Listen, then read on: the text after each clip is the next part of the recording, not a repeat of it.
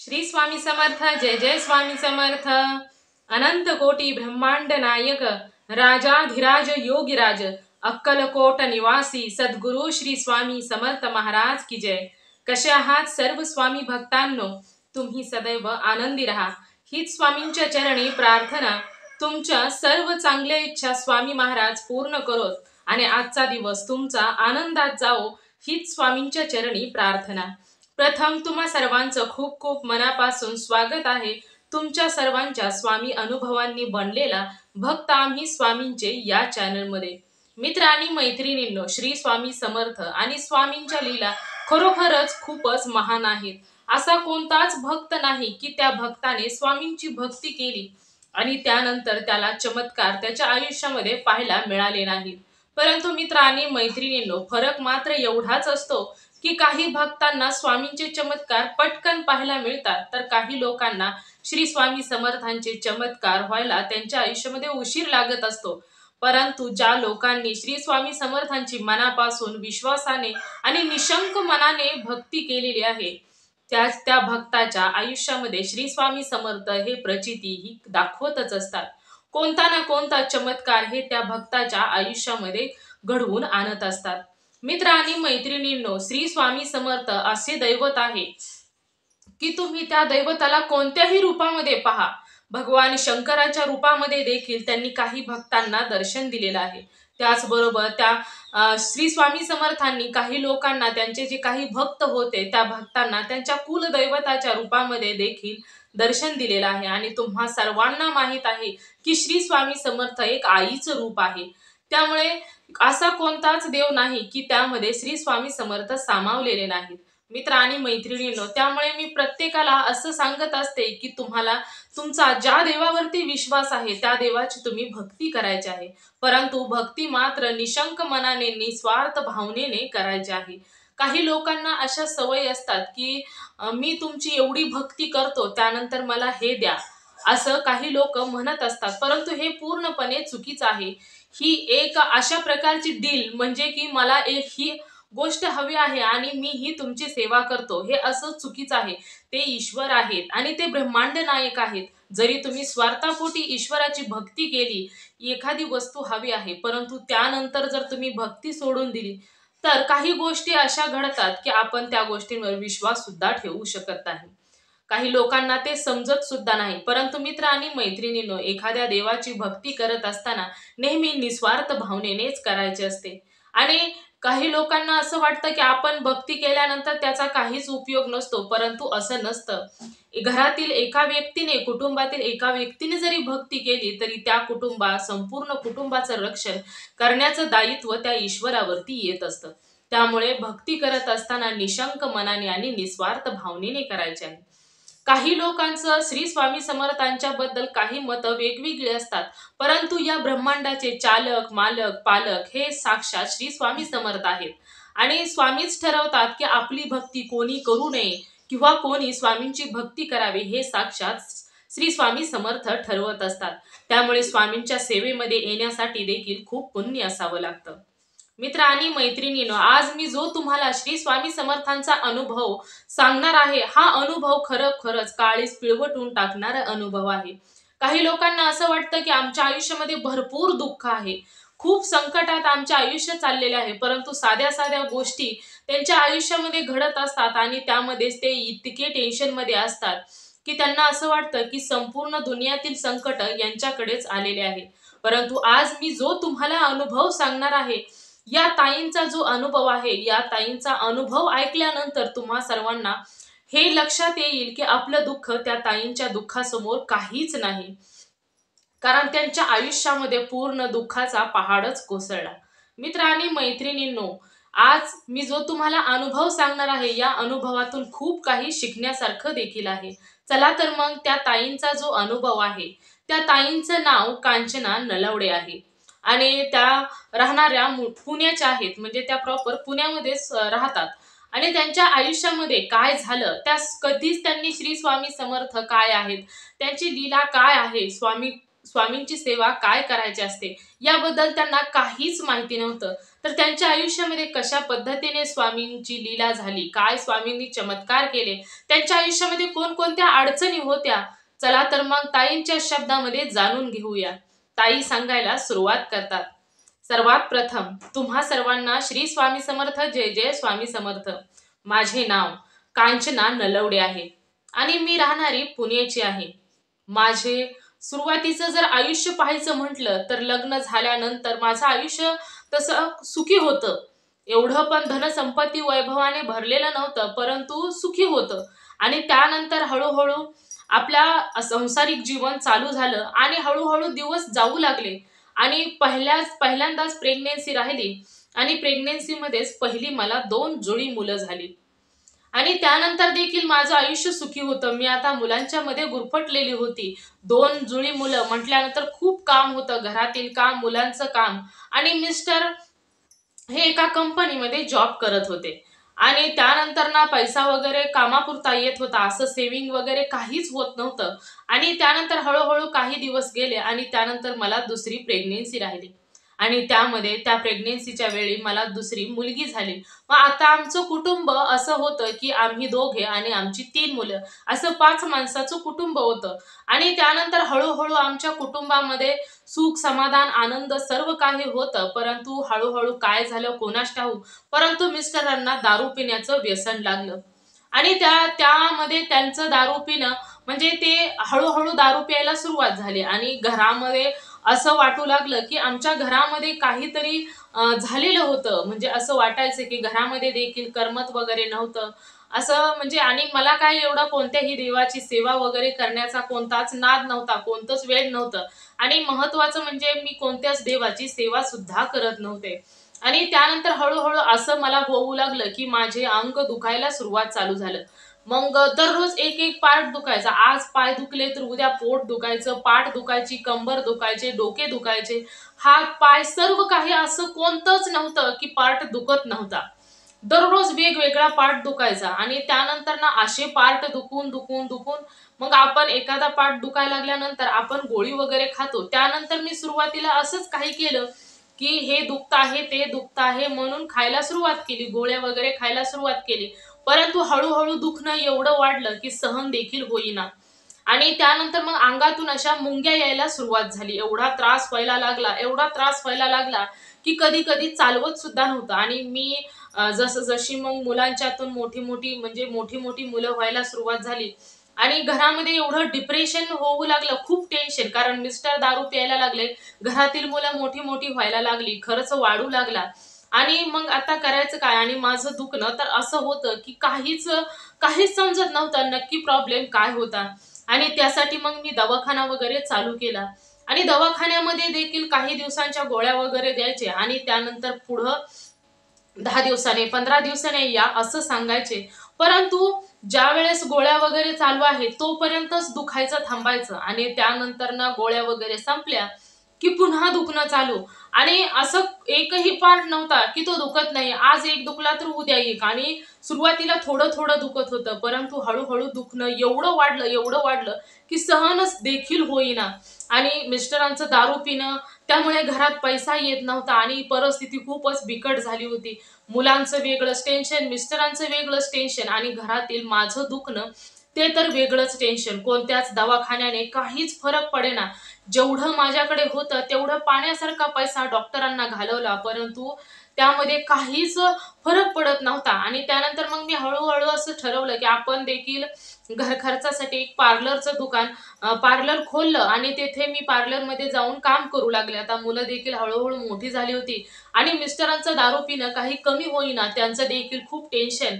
आणि म्हणजे मी पूर्ण टेन्शननेच भरलेले आणि त्यात माझं देखील दुखणं आणि खूप दवाखाना करून सुद्धा मला फरक देखील पडत नव्हता. त्यानंतर मग मी काही बाबा वगैरे काही उपाय सांगतील, पंचांग पाहिलं, त्यामध्ये देखील काही उपाय सांगितले, उतारा वगैरे जे काही सांगितलं ते सर्व काही केलं, परंतु त्याचं निधनच काहीच सापडलं नाही. म्हणजे कोणत्याच गोष्टीने मला फरकच पडत नव्हता.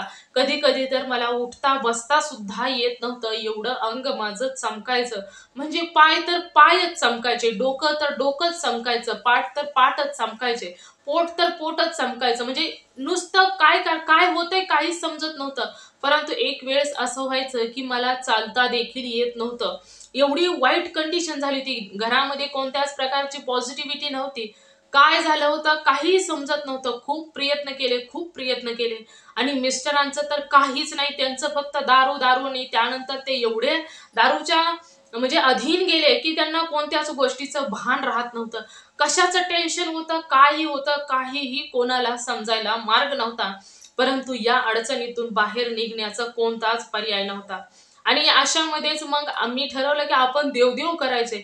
या देवाला जा, त्या देवाला जा, असं म्हणजे आम्ही ठरवलं की आता मिस्टरांना म्हटलं की आपण या देवाचं दर्शन घेऊ, म्हणजे आपल्या पाठीमागचं काहीतरी साडेसाती माहेर निघेल असं सांगा. म्हणजे जी कोणती बाबा सांगतील की तुम्ही या देवाला जा, त्या देवाला जा, तिकडे देखील जायला सुरुवात केली. आणि एक वेळेस आम्हाला असं म्हणजे गणपतीला जायला सांगितलं होतं, अष्टविनायकला. आणि त्यावेळेस मग आम्ही गणपतपुळ्याला गेलो होतो.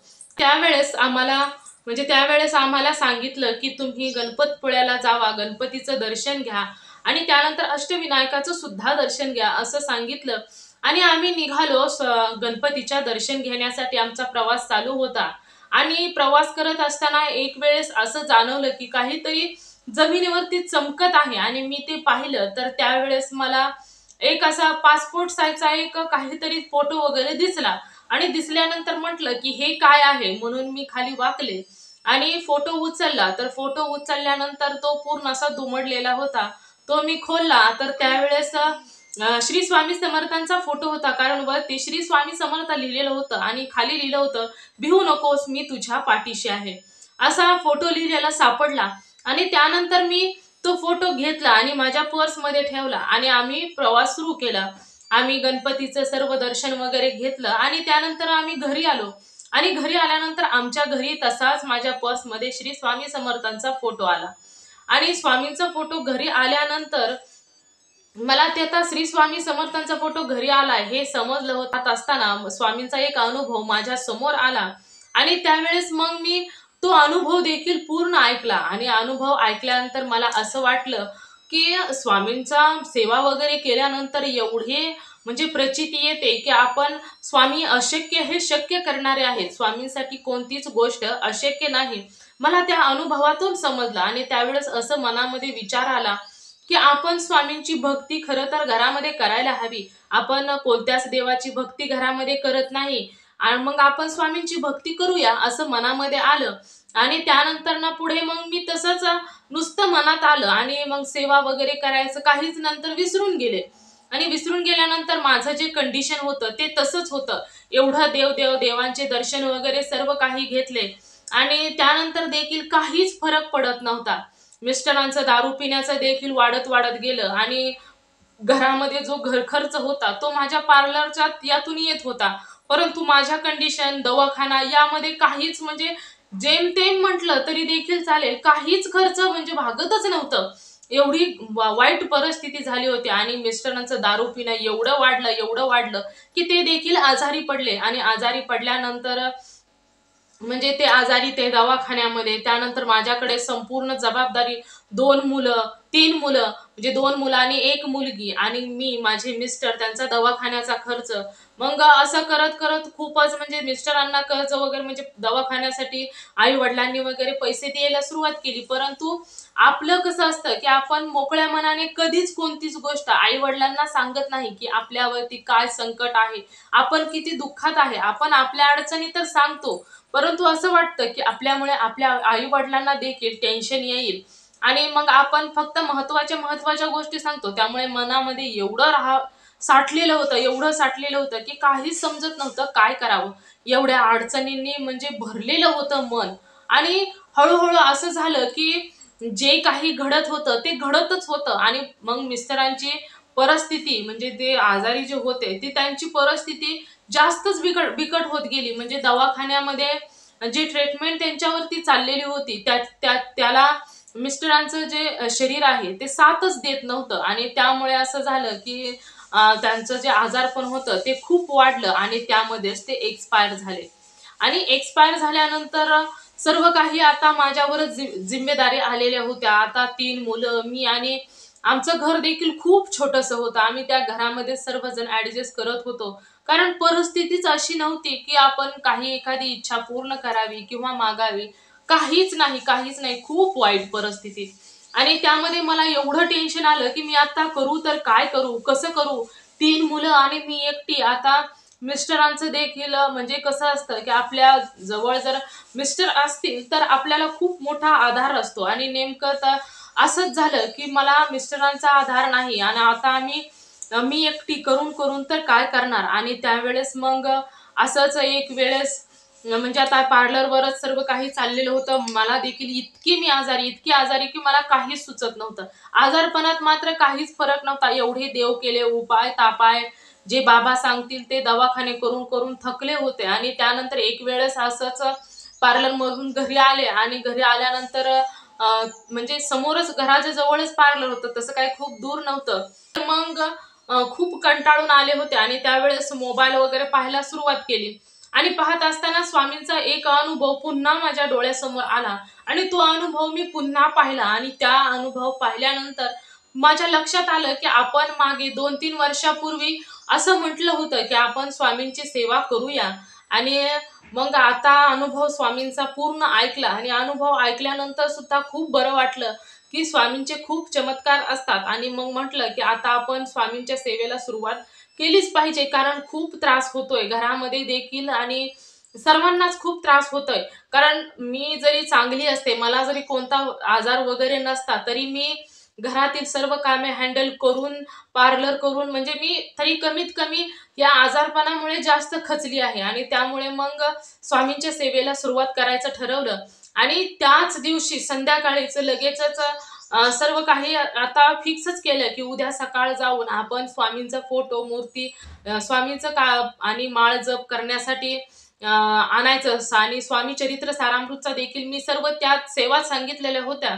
तर ते सर्व काही मी विचार केला आणि सकाळी उठल्यानंतर अंघोळ वगैरे केली आणि मुलांना नाश्ता करून दिला आणि सर्वात प्रथम स्वामींचा फोटो वगैरे आणायला गेले. मग ठरवल्याप्रमाणे स्वामींचा फोटो आणि माळजप स्वामी चरित्र सारामृत हा ग्रंथ घरी आणला आणि घरी आणल्यानंतर सर्वात प्रथम मी स्थापना केली स्वामींची आणि माळजप वगैरे सर्व काही व्यवस्थित ठेवलं. स्वामींची पूजा वगैरे केली, अभिषेक घातला आणि स्वामी सेवेला सुरुवात केली. आणि स्वामींची सेवा करायला सुरुवात केल्यानंतर मी अगोदरच पाहिलेलं होतं तारक मंत्र वगैरे.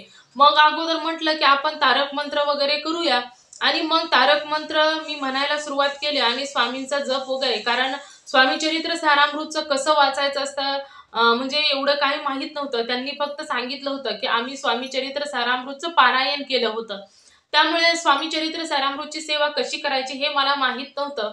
मग त्यावेळेस मी ठरवलं, की आपण तारक मंत्राचा मोबाईलवर लावून द्यायचं आणि तारक मंत्राचं पाणी करायला सुरुवात केली आणि घरामध्ये स्वामींचं नामस्मरण करायला सुरुवात केली आणि काही म्हणजे असं होऊ लागलं, की घरामध्ये एक पॉझिटिव्हिटी जाणवू लागली, की जिथे घरामध्ये देखील सतत असं वाटायचं, की खूप दुखणं आहे, खूप त्रास आहे आणि निगेटिव्हिटी वाटायची आणि ज्यावेळेस स्वामींचा सेवा वगैरे चालू करायला सुरुवात केली, घरामध्ये धूप, अगरबत्ती, त्यानंतर ना पंचारती, समई वगैरे लावायला सुरुवात केली आणि त्यामुळे घर अगदी प्रसन्न वाटू लागलं.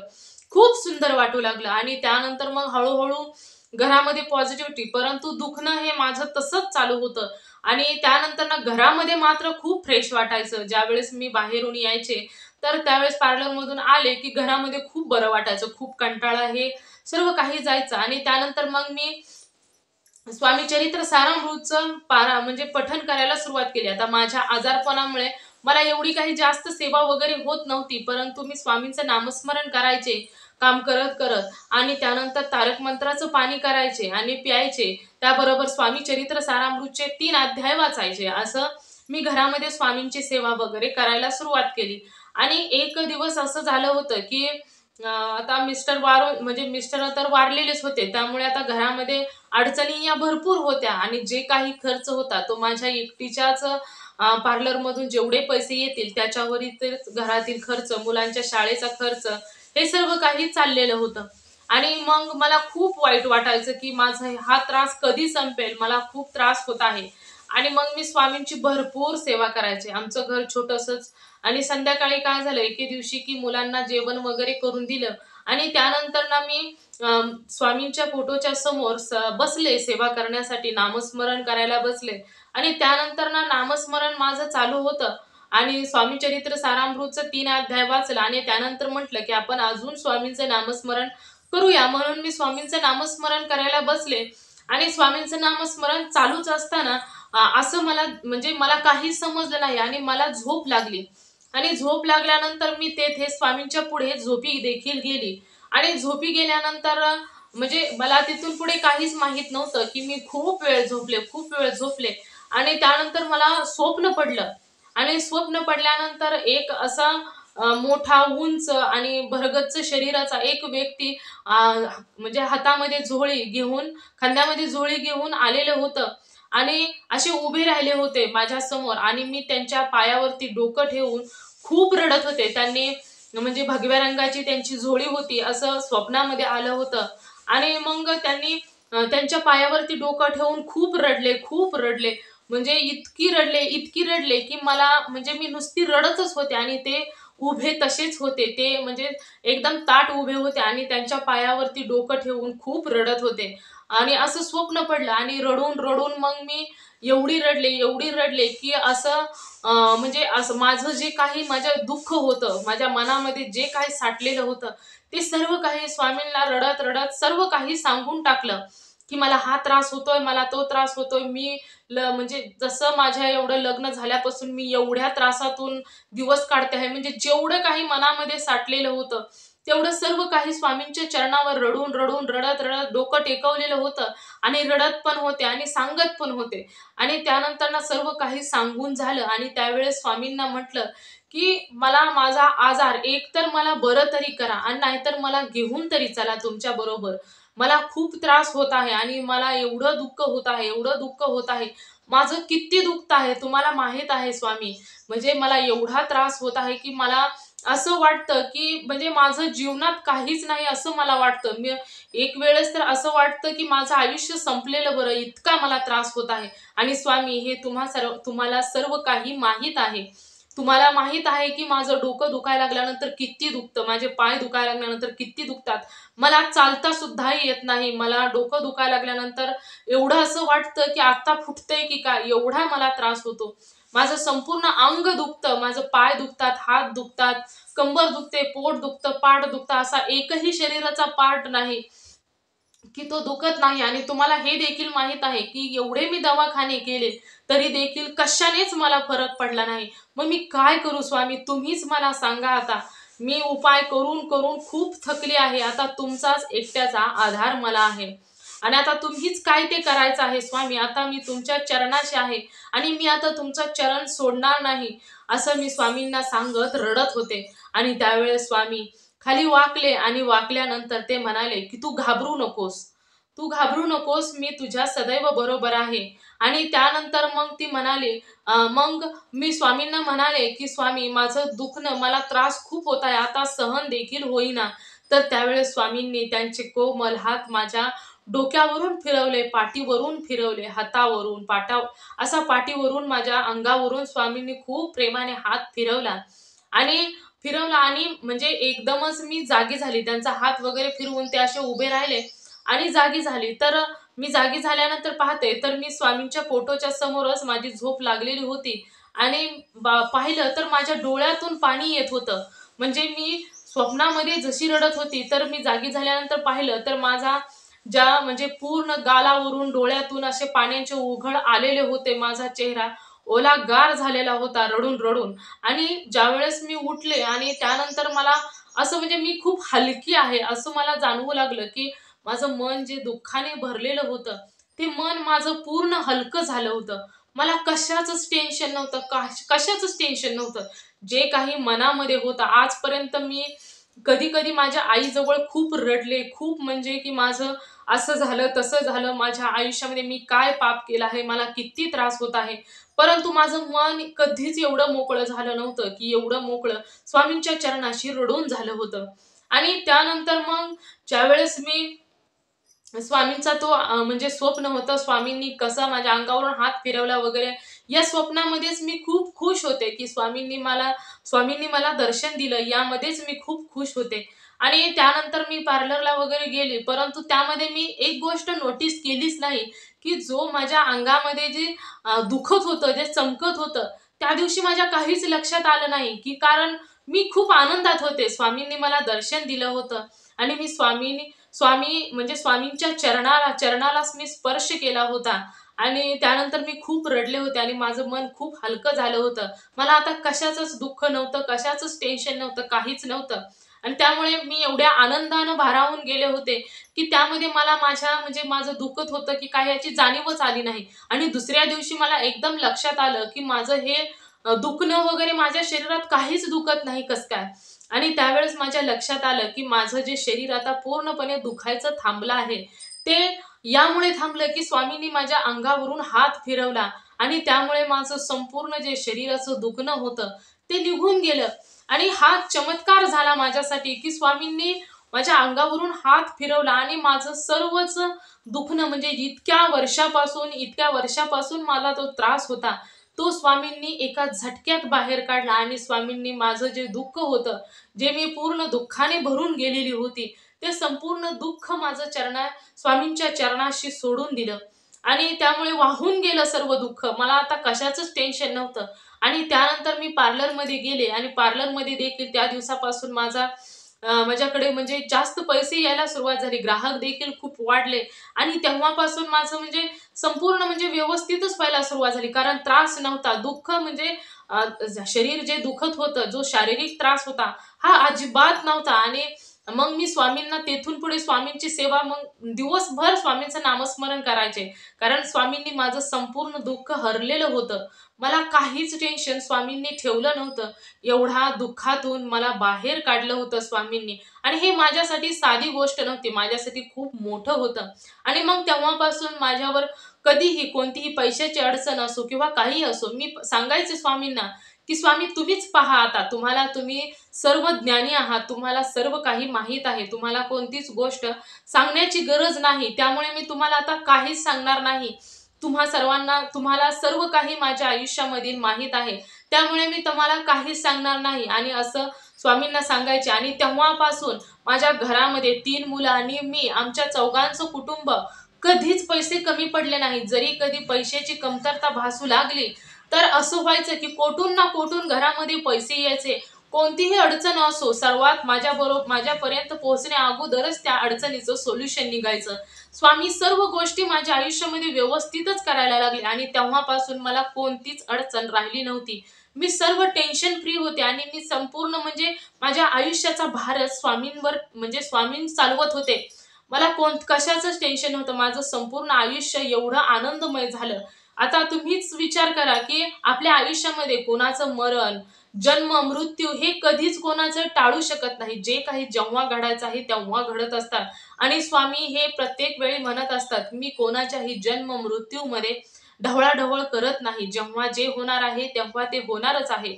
परंतु आपण स्वामींच्या चरणामध्ये आल्यानंतर आपले दुःख खूप हलके होऊन जाते. आणि त्यामुळे मग जे माझ्या आयुष्यामध्ये होणार होतं ते होणारच होतं. त्यामुळे आणि माझी एक चूक झाली ती म्हणजे मला सुरुवातीला स्वामींनी दर्शन दिलं, म्हणजे ते चमकले, माझं लक्ष वेधून घेतलं आणि त्यावेळेस स्वामी माझ्या बरोबर घरी आले. आणि त्याचबरोबर स्वामींनी मला अनुभव देखील सांगितला. परंतु माझी चूक झाली की मी स्वामींच्या सेवेमध्ये आले नाही. विचार तर केला, परंतु स्वामी सेवा केलीच नाही. आणि त्यानंतर पुन्हा 3 वर्षानंतर पुन्हा मला तोच स्वामींचा अनुभव आला. म्हणजे स्वामींचा अनुभव माझ्या मोबाईलमध्ये आला आणि तो पाहिल्यानंतर मी स्वामींची सेवा करायला सुरुवात केली. कदाचित असं वाटतं, की स्वामींची सेवा मी अगोदरच केली असती तर माझ्या मिस्टरांची दारू सुटली असती किंवा काहीही झालं असतं. स्वामींच्या सेवेमध्ये आल्यानंतर माझं खूप म्हणजे माझ्या मिस्टरांचं किंवा दारू सुटून हे वाईट देखील घडलं नसतं, असं माझ्या मनामध्ये येतं. परंतु आता काय करणार, जे घडायचं होतं ते घडून गेलं. परंतु आता जे आहे, पुढे जे मांडलेलं आहे हे सर्वात महत्त्वाचं आहे. मुलांचं भविष्य खूप सुखाचं आणि महत्त्वाचं म्हणजे चांगल्या संस्काराचं आणि मुलांना देखील स्वामींची ओढ लागली आणि मुलं देखील स्वामींचं नामस्मरण करू लागले आणि मुलं देखील म्हणतात की आपले बाबा आपल्या बरोबर आहेत, त्यामुळे आपल्याला घाबरण्याची गरज नाही आहे. आणि हाच विश्वास म्हणजे माझ्या मनामध्ये खूप मोठा मला साथ देऊन जातो आणि या विश्वासाने माझं संपूर्ण दुःख हरलं. माझ्या स्वामींनी माझं सर्व काही व्यवस्थित केलं आणि पार्लर कोणतीच माझ्यावरती अडचण ठेवली नाही. सामाजिक नाही, आर्थिक नाही, पैशाची नाही, सांसारिक कशाचीच नाही. घरामध्ये पैसा असो नसो, नसला तर कोठून तरी येत असतो. मला कशासाठीच कोठेच टेन्शन घेण्याची गरज नसते. तर हा माझा अनुभव होता. स्वामींनी माझ्या आयुष्यामध्ये सर्व काही व्यवस्थित केलं. कशाचीच मला काळजी ठेवली नाही. तर मित्र आणि मैत्रिणींनो, हा माझा अनुभव होता.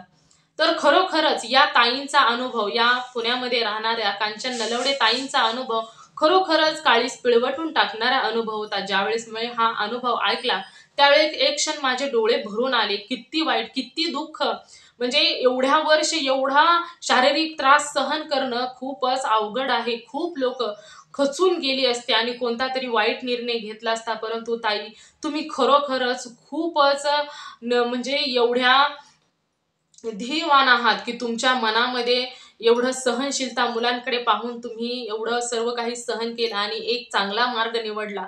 खरोखरच ताई, तुम्ही खरोखरच धन्य आहात. मनापासून मी तुम्हाला खरोखरच धन्य म्हणते. कारण एवढा त्रास सहन करून देखील तुम्ही तुमच्या परिवारासाठी नेहमी ठामपणे उभे राहिलात. तर मित्र आणि मैत्रिणींनो, या ताईंच्या आयुष्यामधील जी त्यांची धडपड होती, जो त्यांचा प्रयत्न होता आणि त्याचबरोबर त्यांना चहूबाजूंनी घेरलेलं होतं. त्यांना तुम्हीच विचार करा बघा, त्यांना घरामध्ये कोणती गोष्ट व्यवस्थित नव्हती. मिस्टर देखील दारू प्यायला सुरुवात केले होते. त्याबरोबर त्यांना शारीरिक त्रास होत होता. 3 मुलं होती, त्यामुळे त्यांना आर्थिक अडचण होती, सामाजिक अडचण होती, शाळेमध्ये फी आहे किंवा घरामध्ये राशन वगैरे, घर खर्च आहे. किती या संकटांनी घेरलेल्या असून सुद्धा त्या ठामपणे उभ्या राहिल्या आणि ज्यावेळेस स्वामींच्या सेवेला सुरुवात केली त्यावेळेस मात्र त्यांनी मनापासून आणि निशंक मनाने स्वामींची सेवा केली आणि स्वामी देखील त्यांच्या सेवेला नेहमी धावून आले आणि त्यांनी त्यांच्या संपूर्ण अडचणी दूर केल्या. तर मित्र आणि मैत्रिणींनो, खरोखरच मला तर असं वाटतं की काही लोकांचे एवढे दुःख आहेत, एवढे दुःख आहेत की कधी कधी वाटतं की या लोकांच्या दुःखाच्या समोर आपलं दुःख काहीच नाही. त्यामुळे प्रत्येक वेळी आपण खूप दुःखी आहे हे म्हणत बसण्यापेक्षा आयुष्यामध्ये प्रयत्न करून पुढे जाणे हे खूप महत्त्वाचे आहे. तर मित्र आणि मैत्रिणींनो, या ताईंचा, ज्या कांचना नलवडे ताईंचा अनुभव खरोखरच मन काळीज पिळवटून टाकणारा अनुभव होता. तर मित्र आणि मैत्रिणींनो, तुम्ही सर्वांनी मिळून माझा व्हिडिओ शेवटपर्यंत ऐकला त्याबद्दल मी मनापासून तुम्हा सर्वांची खूप खूप आभारी आहे. तुम्ही सर्वांनी मिळून माझा व्हिडिओ शेवटपर्यंत ऐकला त्याबद्दल मनापासून धन्यवाद. तर तुम्हाला जरी श्री स्वामी समर्थांचा एखादा अनुभव आलेला असेल तर मी इथे तुम्हाला व्हॉट्सअप नंबर देते. त्या नंबरवरती तुम्ही तुमचा अनुभव नक्कीच शेअर करायचा आहे. कारण तुमचा अनुभव ऐकल्यानंतर काही लोक जर स्वामी सेवेत आली तर याचे पुण्य तुम्हालाच मिळणार आहे. त्यामुळे तुम्ही तुमचा अनुभव नक्कीच शेअर करायचा आहे. तर मित्र आणि मैत्रिणींनो, स्वामींच्या सेवेमध्ये येण्यासाठी देखील खूप पुण्य असावे लागते. त्यामुळे जर तुम्हाला स्वामींनी कोणताही लहान मोठा तुम्हाला दर्शन वगैरे दिला असेल किंवा चमत्कार काही केला असेल तर नक्कीच तुम्ही स्वामींची सेवा करायची आहे. कारण त्या ताईंनी देखील सांगितलं की मी जी चूक केली ती तुम्ही करू नका. त्यामुळे तुम्हाला जर स्वामींचा कोणता जर चमत्कार किंवा तुम्हाला कधी स्वामींनी दर्शन वगैरे दिलं असेल तर तुम्हाला नाही काही सेवा जमली तरी स्वामींचं नामस्मरण तरी करा. आणि महत्त्वाचं म्हणजे या स्वामी सेवेत येणं देखील खूप भाग्याची गोष्ट आहे. स्वामींनी तुम्हाला दर्शन देणं, तुमच्या आयुष्यामध्ये चमत्कार करणं हे देखील खूप मोठी गोष्ट आहे. तर मित्र आणि मैत्रिणींनो, पुन्हा भेटूया श्री स्वामी समर्थांच्या अशाच एखाद्या सत्य अनुभवाबरोबर. तोपर्यंत श्री स्वामी समर्थ. जय जय स्वामी समर्थ. नेहमी सुखी राहा, समाधानी राहा, आनंदी राहा, खुश राहा, हसत राहा. तोपर्यंत श्री स्वामी समर्थ. जय जय स्वामी समर्थ. धन्यवाद.